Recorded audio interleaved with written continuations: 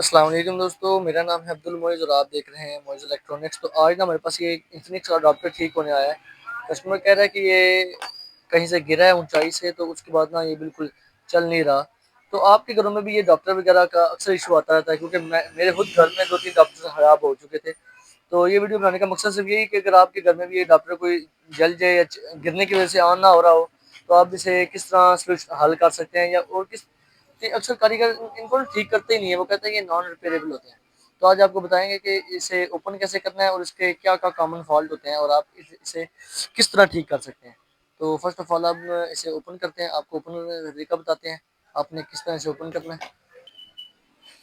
किसी भी टेस्टर की मदद से आपने, जो कि सिंगल टेस्टर होता है, सिंगल मूव वाला, उसकी मदद से अगर तो फर्स्ट टाइम खोल रहे हैं ना अडॉप्टर, तो ये काफ़ी मेहनत लेगा, काफ़ी ज़ोर लगाना पड़ेगा आपको। लेकिन आपने ज़्यादा ज़्यादा ज़ोर नहीं लगाना, बीच में सर्किट होता है जो कि ब्लास्ट हो सकता है, डैमेज हो सकता है। तो आपने साइड से ना इस तरह इसके लॉक्स होते हैं, आपने इसे, मेरा तो एक दफ़ा मैंने ओपन कर लिया। आपने अगर आपका फ्रेश होगा तो थोड़ा टाइम लगेगा। आपने ज़रा जेंटली तौर पे आराम से दबा के ना साइड से इस तरह इसको इस तरह इसके लॉक्स ओपन करने हैं, ठीक है। साइड से इस तरह आपने इसके लॉक्स ओपन करने हैं। लॉक्स ओपन करने के बाद ये आपका इसका ये बैक कवर ओपन हो जाएगा। उसके बाद आपने किसी भी ट्यूज़र की मदद से या किसी टूल की मदद से आपने सर्किट को ऐसे बाहर खींच लेना है, इस तरह। ये आपका सर्किट बिल्कुल आज़ाद हो चुका है, ठीक है। अब आप को इसमें बताते हैं कि इसमें आपका क्या क्या कॉमन फॉल्ट आते हैं, क्या क्या वजूहत होती हैं जिनकी वजह से सर्किट ख़राब होता है। तो आप बेसिक समझ लें। ये जो हो गया आपके दो टर्मिनल्स, जिसमें आपकी मेन बिजली जाती है इन लेग्स की मदद से। दूसरा हो गया जनाब इसका ये कैपेसिटर। ये फ्यूज़ भी लगा होता है इसके, बिल्कुल ये तारों के साथ ही फ्यूज़ लगा होता है। ये कैपेसिटर मेन, अगर ये फटा नहीं तो फिर तो ये ठीक है। ये दो कैपेसिटर अगर ये फटे नहीं तो ये बिल्कुल ठीक है। अगर ये ब्लू वाला ये फटा नहीं तो ये बिल्कुल ठीक है। अक्सर होता ये है कि इसका जो फ्यूज़ है ना, ये डैमेज हो जाता है। इसमें भी इस मेरे मसले में भी ये फ्यूज़ डैमेज हो चुका है। तो आप इसे ना यहाँ पर एक जंपर लगा सकते हैं। अभी आपको जंपर लगा के भी दिखाते हैं। पहले हम इस तरह पहले करते हैं ना, इसे चेक करते हैं मेन वायर लगा के। कोई भी आपने वायर लीड ले लेनी है बिजली वाली। तो अभी इससे पहले हम कनेक्ट करते हैं ये और ये, ठीक है। ये मैंने मेन वायर कनेक्ट कर ली। अब इसको मैं मेन में लगाऊंगा, ठीक है, मतलब मेन सॉकेट में लगाऊंगा। तो मीटर भी नज़दीक कर लेते हैं। तो ये मैंने इसे लगा दिया मेन सॉकेट में। तो अभी देखें कि यहाँ पर हमारे 220,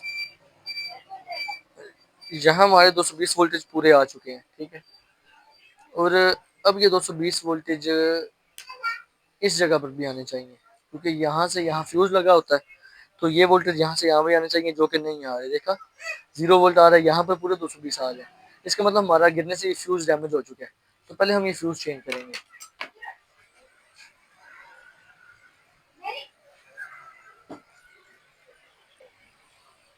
तो आपने कोई भी बारीक रेशों वाली वायर ले लेनी है, ठीक है, जिसमें ये रेशे वगैरह हों। इसका आपने सिंगल वायर, ठीक है ना, जस्ट सिंगल वायर को आपने इस तरह छील लेना है। और इसकी एक तार को आपने जनाब वाला इस तरह सोल्ड कर देना है।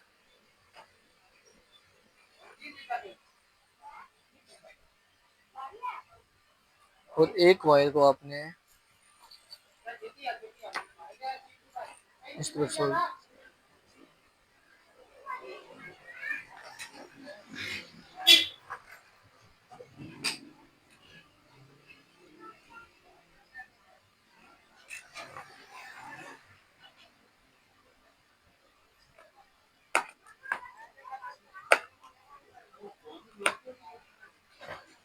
हलाब कैसे आ,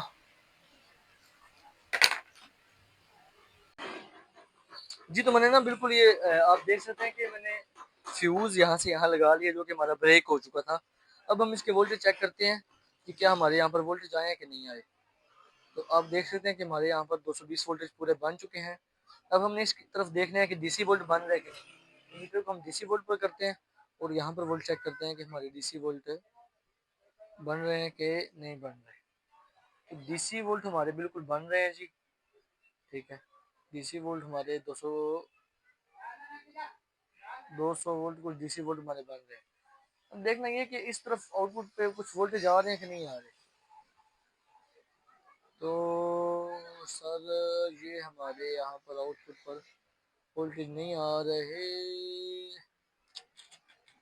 ये मसला ज़्यादा बन गया सर। इसके वोल्टेज नहीं आए, इसका मतलब है कि इसका ये जो मेन आईसी है ना, ये वाला पावर आईसी, ये डैमेज हो चुका है। अगर तो मोस्ट कॉमन फॉल्ट यही होता है, या तो ये जंपर खराब हुआ होता है, आपने ये फ्यूज लगाना होता है, या फिर ये ब्रिज खराब हुआ होता है। अगर तो ये मसला छोटा मोटा होना, ये तो ठीक हो जाता है। अगर ये आईसी खराब हो जाए तो ये आईसी मार्केट से नहीं मिलता, तो अब ये बेकार हो चुका है। लेकिन अगर आपने भी अपना चार्जर खोल के चेक कर लेना, अगर तो इतना मसला हुआ तो लाजमी आपका चार्जर ठीक हो जाएगा।